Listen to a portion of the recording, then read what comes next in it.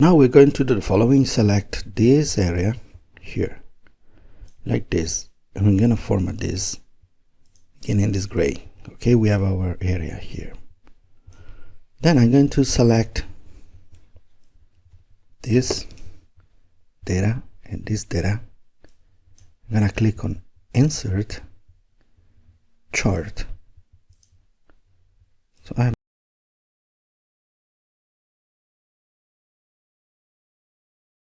one chart title. Okay, will be, I'm going to select here the series, and where it's empty here, I'm going to input this.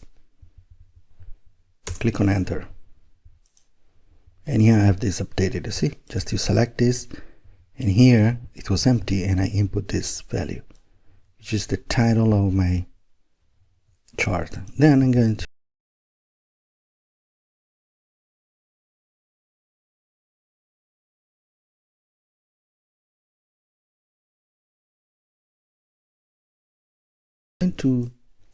change this. You see the data, and I type